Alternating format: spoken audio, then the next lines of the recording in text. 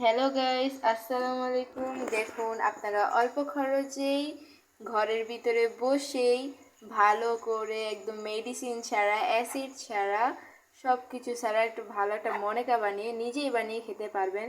দেখুন, আগে এটাকে এভাবে গোল করে বেলে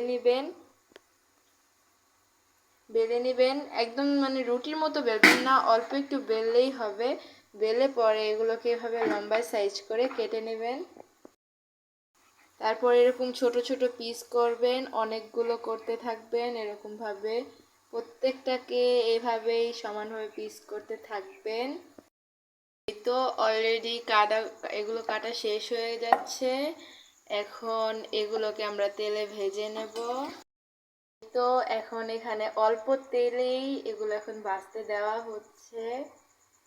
আপনারা এগুলো ঘরে বানিয়ে খেতে পারবেন এবং নিজেদের বাচ্চাদেরকেও খাওয়াতে পারবেন।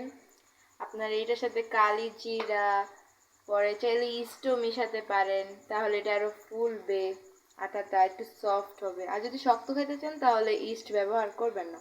এই দেখুন, এখানে আটাটা খুব সফট। এতে এখানে এখন দিচ্ছে।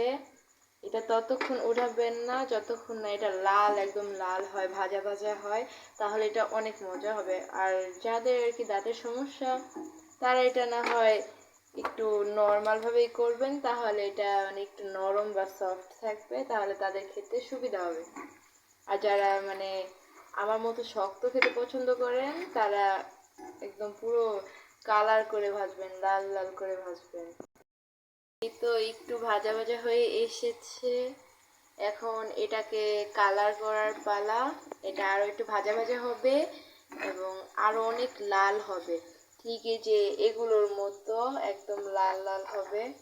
এগুলো কিন্তু মনে হচ্ছে দেখলে পুরা, কিন্তু আসলে না, এগুলো কিন্তু তিতা না। এগুলো খেলে অনেক মজা, অনেক মচমচ করে, অনেক সুন্দর হয়েছে। তো এগুলো প্রায় কালার হয়ে আসছে।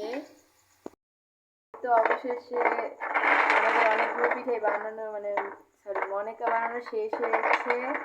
এখনো অল্প কিছু আছে, আম্মু ওগুলো বানাচ্ছে। এই যে দেখুন, ভিতরে কি সুন্দর, একদম সফট এবং শক্ত, মানে একদম পুরো, মানে খেতে অনেক টেস্ট। আপনারা কিন্তু সবাই অবশ্যই এটা ট্রাই করবেন। এটা কিন্তু আপনারা বাসায় বানিয়ে খেতে পারবেন এবং এটা খেলে কোনো ক্ষতি হবে না, কারণ নিজের হাতে কেউ যদি ঘরে কিছু তৈরি করে তাহলে এটাতে কোনো রকম মেডিসিন বা কিছু ইউজ করে না।